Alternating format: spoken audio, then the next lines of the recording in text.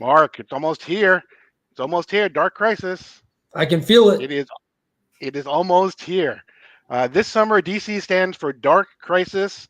Mark and I will bring you through every single step along the way, and we'll do that right after this.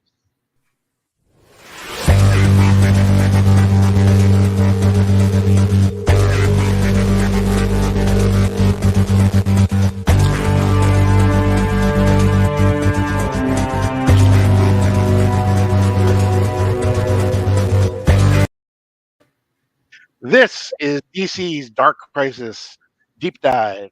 I'm Paul. He's, I'm he's Mark. the other Mark. Um, and we are going to bring you through the entire summer for every single step along the way of Dark Crisis. Dark Crisis, if you have not heard, is the DC summer event that really has its foundation, well, kind of all the way back to Crisis on Infinite Earths, because if you recall, Crisis on Infinite Earth was supposed to really kind of retcon and really kind of take care of all the different continuity issues that DC had. And so what it did was it started, got rid of all of the alternate Earths, and came up with one Earth. And then shortly after that happened, people decided that they kind of liked all those other Earths. So Mhm. for Crisis on Infinite Earths, we ended up with zero Yeah, hour Crisis in Time. parallel. That did. Um, Crisis kind of messed with the time stream, and there were things that came out of Crisis that didn't kind of make any sense, from a historical standpoint. So we had 0 hour Crisis in Time. Then from there, we ended up with Infinite Crisis that brought back. Look at that! All of a sudden, all the Earths were back again. We had 52 Earths again, and then we had Final Crisis. That was Darkseid's big moment. Shot Batman back through time.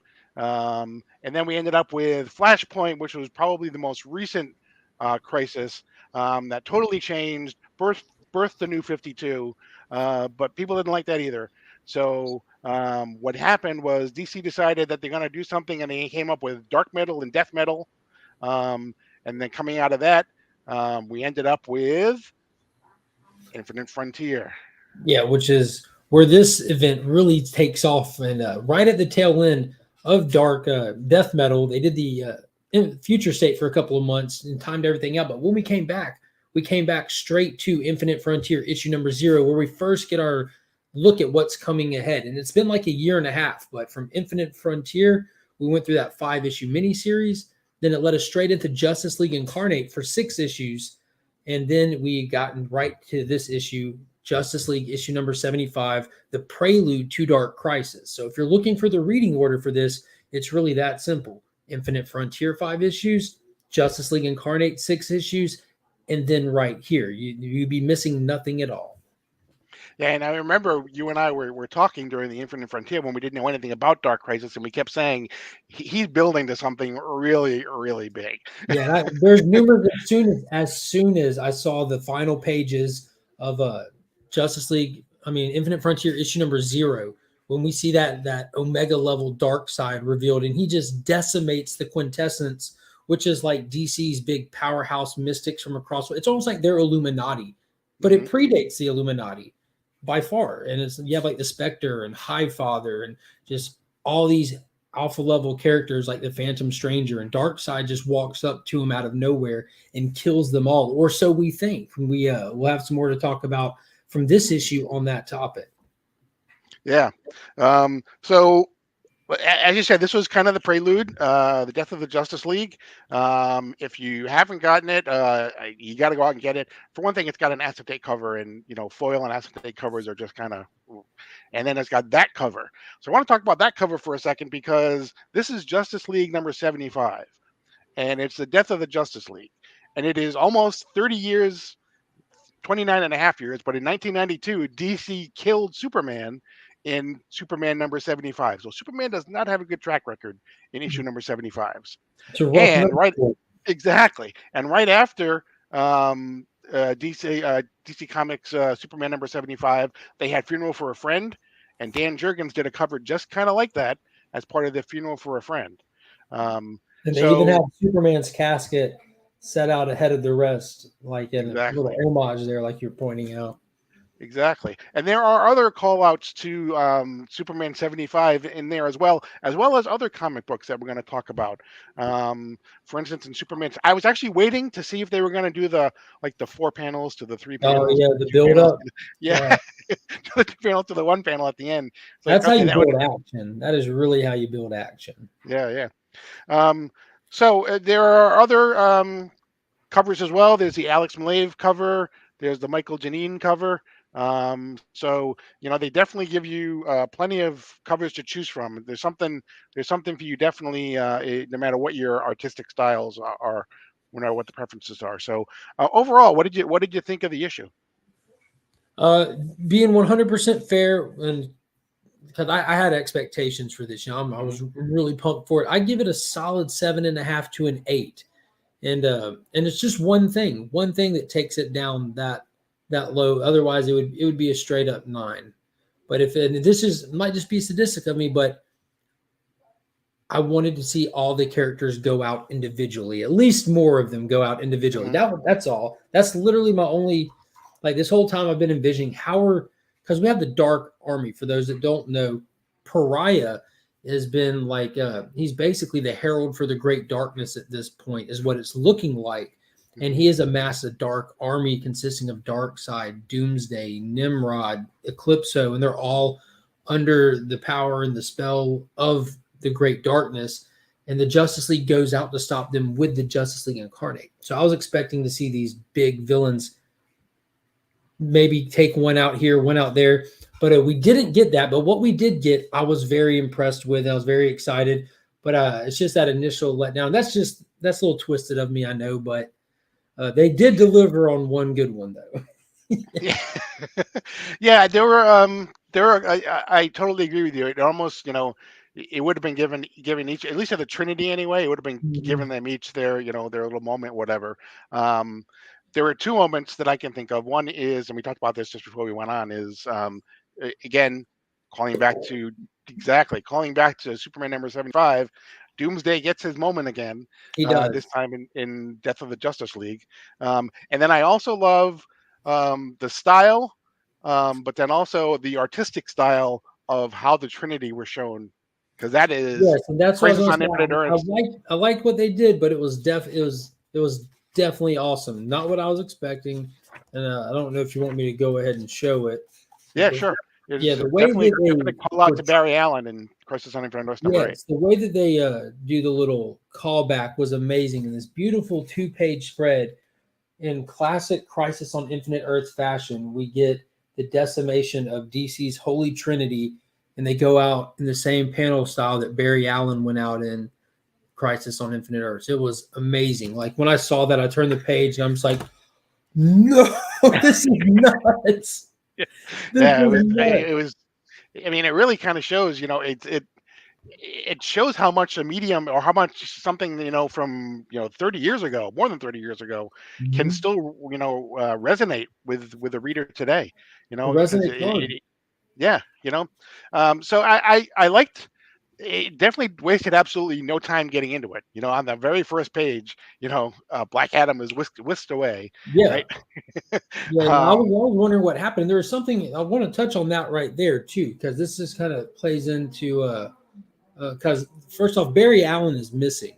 Barry Allen has been taken by Pariah in the pages of the miniseries we mentioned earlier, and he's on a questionable Earth with a mission to try to use his powers to help seal the cracks in the multiverse. The Great Darkness is trying to get inside the cracks between the multiverses, and it's called the Void, and that's where he's trying to really get his footing at. And there's all these cracks due to the events of death metal still. Like there's the ripple effect through DC's omniverse is kind of what this is playing off of. But when they, in the very first page, you see Black Adam flying, and like you mentioned, he gets teleported away. And you see Green Arrow and Black Canary in the next page. Same thing happens. And they both end up in a place of all darkness, and a door opens to them, and they step into the Hall of Heroes that is basically the Justice League Incarnate's Hall of Justice. But I was wondering, and I couldn't really tell from the art, were they actually in the void, or were they just outside? Were they in a room, or they're in the totality, aren't they? Isn't that what it's called? Mm. I believe, in the Hall of Heroes. And um, uh, again, to your point, and then they get it. Then the Hall of Heroes. That's when the action starts right away with the Shadow Demons, the Shadow Warriors that come again, calling back to Crisis on Infinite Earths. Hmm. Those are back again. Pariah obviously is a callback. I'm still not convinced that there's somebody. I mean, I know Pariah is the herald of the Great Darkness, but I'm still hoping for some sort of surprise to come along somewhere. I'm sure, So Josh I think Williamson that will they've have already something. teased it, and I don't know if a lot of people have caught this, but there's a two-page, not a two-page, it's a wraparound cover for issue 1 of Dark Crisis. On the front of it features our heroes. On the back of it, it features our villains. It has some lower level villains, and it has like your Dark Army above them and drawn bigger, like just heads. And then above them, it has Pariah. Then above Pariah, it has like the Great Darkness, Hmm. and then above him there's just eyes. So Yeah, I feel like that's hinting at there's something beyond yeah, that is going to be played with. I know that they haven't given us it all yet. There's no way. yeah, exactly. Then at the end of the issue, Black Adam is still alive. He is teleported Spoiler back alert. to Yeah, exactly. because So that's not one of the big everybody in the draws of Justice this. League, Who was going to be the one Justice Leaguer left alive, and it was him. Yeah. right? And he ends up, and again, I think this is a call. In some ways, this is a call out back to the death of Superman. You have all of the legacy heroes that are there to greet him, and or the same way. Whereas when Superman disappeared, you ended up with Steel and Superboy and Mhm. Eradicator, and you had replacements. So now a large portion of Dark Crisis is going to be these replacement heroes, and The so I think it's reign going of to. the Justice League. Yeah. Yeah, there you go. Right, the reign of the Justice League. Um, and so I think it's going to be, where it's going to be. I think he's going to try to do a lot in this Dark Crisis of, where do the legacy heroes, how do they work, how do they interact in the DC universe with, Mhm. the heroes that have been there, since its creation. One thing I'm excited about is seeing that kind of different pecking order, because Justice League is the name of a team. It's not like an official rank at this point. And I've been kind of mentioning this here and there, but the Teen Titans are our senior team on Earth. Mhm. Like, dude, if we get the Titans like out front leading the charge, like with the Justice League looking up to them like we know they do, especially from recent issues reminding us that, if they allow the Titans to be Earth's like Justice League level team. Not in name, but they don't need to.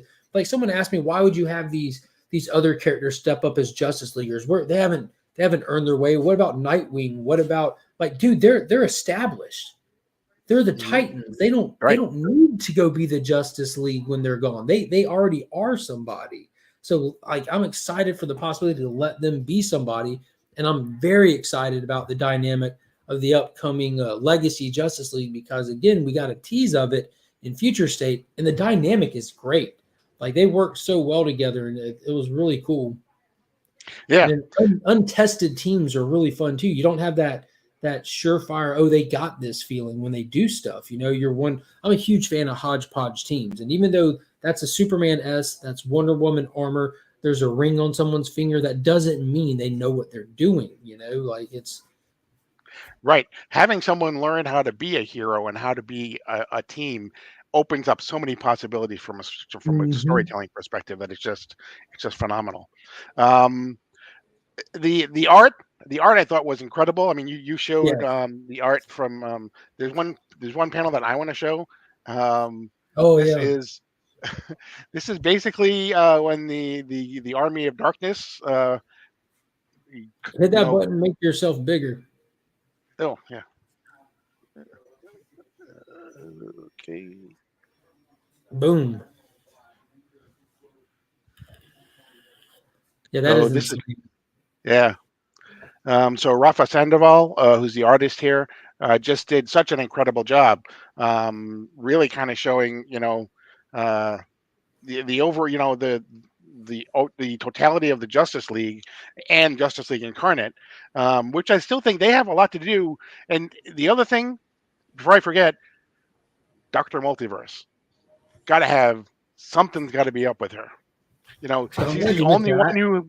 she's the only one who has exactly. She's the only one who has no other, counterpart on another Earth. She Um, does not. So she was introduced. Her first appearance was in Justice League Incarnate issue number 4.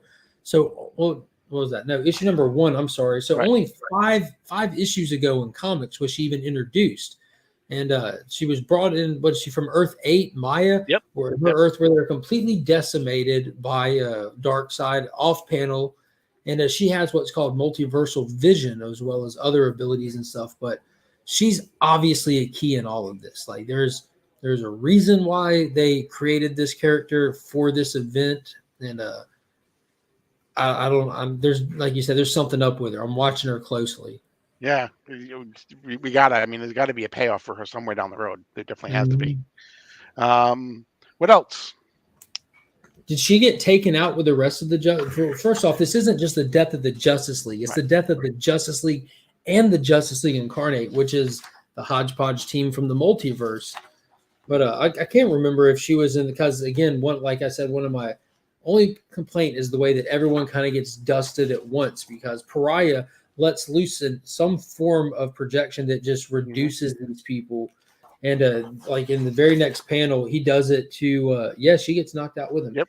He does it to the Justice League Incarnate as well. So like Yep. it just dusts them all at one time. And dude, I think for me one of the high moments is when he tries it on Black Adam. Yeah. It just doesn't work as well out for him. So Black Adam was actually like trying to tough it out with him, like throwing some haymakers at him. And Pariah had a Superman moment where he went and punched him as hard as he could. And he just didn't even flinch. He just catches his hand. It reminded me of Batman v Superman. But Adam takes him to the sky, and as Pariah is trying to disintegrate him, reduce him, or whatever that is that's happening, he finally can get it out. He tries a few times, but he's Shazam, and that's what did it. It actually hits him, throws them all separately, and puts Pariah in a crater, and that's what gets Black Adam back to Earth. And it was kind of in a classic He's Coming fashion. Like it definitely reminded me of uh, Infinity War when Hulk landed. He's coming. Thanos is coming. Yeah. But I think and Williamson did a really good job. I think uh, with Black Adam too. My favorite line in the entire book is when Black Adam and Green Arrow and Black Canary show up, and he says, you know "Oh, what I the mean, right? the couple." And, The couple. Come and here. Black Canary says, "We have names." Yeah, you know our name, right?